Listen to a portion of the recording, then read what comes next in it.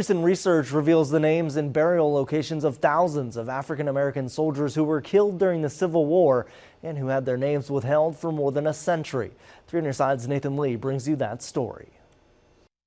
Say their name. That is what the ceremony was called today for those African American soldiers who lost their life in battle. The release of their names and burial locations come after researcher Dr. Beth Cruz's quest to bring the history to light.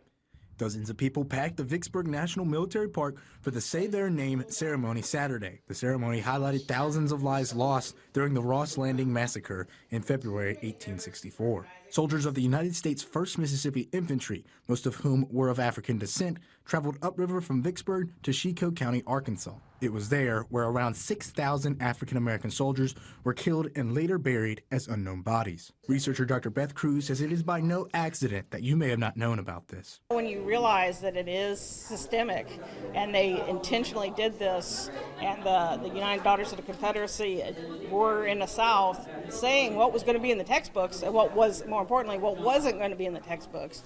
So when people say, well, I didn't learn that in high school, there's a reason you didn't learn that in high school.